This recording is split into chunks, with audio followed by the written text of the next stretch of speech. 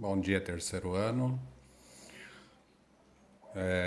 Alguns alunos me perguntaram sobre a aula de terceiro ano, que eu tinha prometido para terça-feira, mas como nós não tivemos acesso ao caderno do aluno,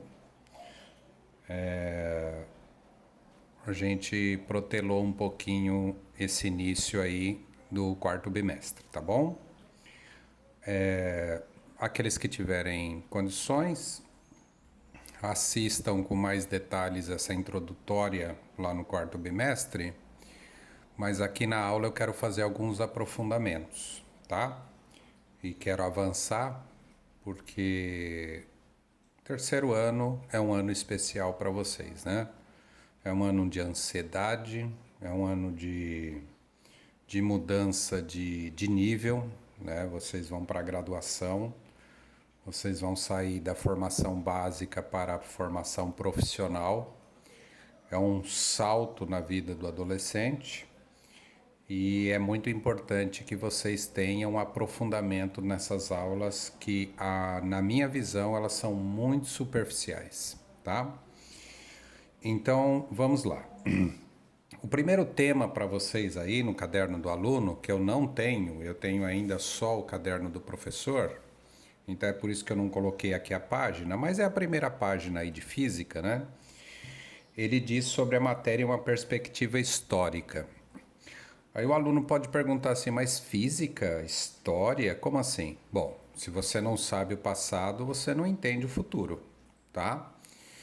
Então você tem que entender que vocês têm que estar muito bem fundamentado na história das disciplinas, daquele assunto, para que você entenda qual é a visão que hoje nós temos daquele assunto.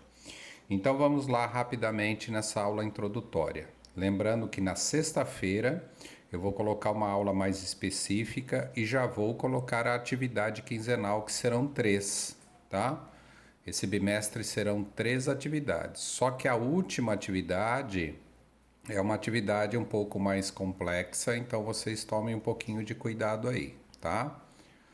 Outra coisa que está circulando aí na internet é um vídeo de agosto que o secretário de Educação do Estado de São Paulo sabe falando ou pressupondo a não reprovação de vocês de qualquer série aí no Estado de São Paulo. Mas por favor acessem os jornais porque tem um vídeo do secretário da Educação dando entrevista para vários meios de comunicação aí para rádios e televisão falando sobre a questão da reprovação, que alunos que não fizeram nada, não se recuperam, não procuram a escola fisicamente, hein? Porque veja bem, você alegar que não tem acesso à internet é uma coisa, mas você poder caminhar até a escola, pegar as atividades, conversar com a coordenação, se interessar pelo seu ano, é outra coisa, hein?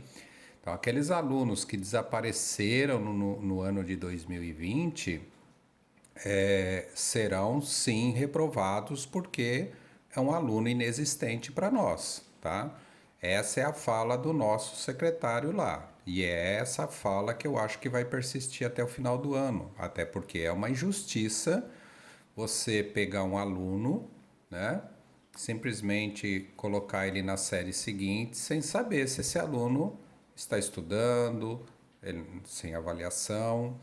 Então tomem um pouquinho de cuidado com isso, vocês já são jovens adultos e estão entendendo o que eu estou falando. E lembro que do governo pode vir tudo, inclusive punições para esses alunos que não fazem as atividades, nem através da internet e nem procuram a escola presencialmente, tá bom?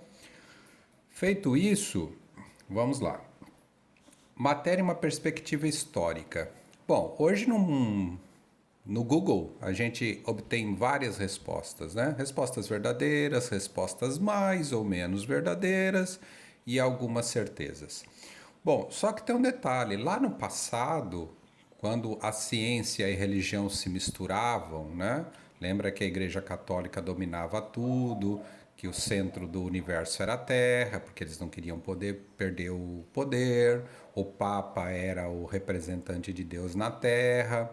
Então, para não perder o poder, você via sentado na calçada da sua casa, lá na Idade Média, você via o sol passar, né, ao longo do dia, você via a lua mudar de posição no céu. Então era fácil convencer as pessoas que nem podiam ler e escrever. Lembra, se você não fosse nobre, você não podia ler e escrever. E se você fosse pego aprendendo a ler e escrever, você era morto, né? Então, esse cláusulo, né? Esse cláusulo de prender as pessoas dentro do que os sábios sabiam, né? Era falar que a Terra era o centro do universo e tudo girava em torno da Terra. Aquele sistema geocêntrico de antes de Copérnico lá que vocês já cansaram de ouvir na história com o Chico e com outros professores de história. Bom, era fácil manipular a população, mas aí os filósofos começaram a questionar, como Copérnico, Galileu Galilei, que já eram cientistas sem perceber, mas ainda envolvidos com a igreja, porque Galileu era um católico ativo, né? Então, veja bem, essa mistura de ciência e religião ainda influenciava muito o pensamento dos pseudocientistas da época, que já queriam se desgarrar um pouquinho das crenças religiosas e queriam enveredar pelo lado da ciência. Então, você tem Tales de Mileto. Mileto é uma cidade litorânea da Grécia. O que ele desenvolveu na mente dele? Ele desenvolveu que tudo vinha da água, que você era uma ameba, que você era um protozoário, depois você aprendeu a viver na água e na terra, que nem os jacarés, as tartarugas, e depois a gente foi evoluindo, evoluindo, evoluindo, subimos nas árvores, comemos banana, comemos banana, comemos banana, evoluímos, evoluímos, evoluímos, e hoje comemos sushi, sashimi, purê de batata, mousse de chocolate. Quer dizer, hoje nós construímos casas, construímos prédios, construímos pontes. Mas vamos parar para pensar um pouquinho? Perdão. Por que ele desenvolveu essa história? Porque ele caminhava pela praia e aí ele vinha micro-organismos na praia. Então, quer dizer, o ambiente dele influenciou ele a pensar que tudo vinha da água. Nós sabemos que a água é base para a vida biológica, sabemos sobre tudo isso, mas já sabemos que tem bactéria que vive dentro dos vulcões onde não há água, né? Bactérias que suportam até 4, 5 mil graus. Quer dizer, a cada dia que nós vamos avançando, nós vamos quebrando alguns paradigmas, alguns padrões de pensamento. Então, a matéria, como ela é conhecida hoje, que nós sabemos que ela é formada do átomo, e o átomo é formada do elétron, do próton, do nêutron, do neutrino, dos quásares, do quásar, do quanta, tudo isso é hoje, né? Com um século de física moderna, isso é hoje. Mas os teólogos, que eram filósofos e teólogos da época, eles pensavam diferente. E eles começaram a pensar da seguinte maneira, que tudo era formado de terra, de água, de fogo, né? E do ar. Os 4 elementos que eles podiam comprovar que existiam, né? Então, por exemplo, quando eles jogavam uma pedra para cima e a pedra caía no chão, eles falavam para a população leiga em volta, que ficava sentada nas praças, de que a terra atraía a terra porque é ali que era o lugar. Quando eles queimavam folhas ou alguma coisa e a fumaça subia, eles alegavam que a fumaça era o ar e tinha que ir para o ar. Quando eles pegavam a água no alto do morro e soltavam a água e a água descia até o rio, né? Lembra que a água sempre procura chegar no rio, o rio sempre procura chegar no mar, né?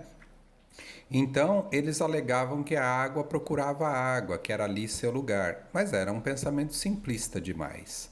mas eles falavam que era isso. Depois nós tivemos o átomo de Dalton, de Thomson, de Bohr, quer dizer, e que foi indo para o micro-universo e que hoje nós conhecemos como a matéria quântica, né? Essa interação que forma tudo. Então, os teólogos filósofos da época achavam que a terra, a água, o fogo, o ar é que compunha todo o universo. E hoje nós sabemos que a terra, a água, o fogo e o ar são compostos de partículas muito menores que nós sabemos que existem partículas menores ainda que não são conhecidas porque a nossa tecnologia ainda não é suficiente, tá bom?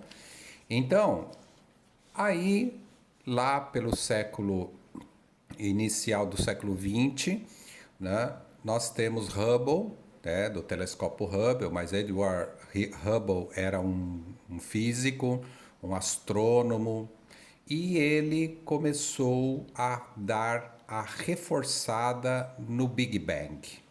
O que é o Big Bang? Cuidado aí com o seu inglês, hein?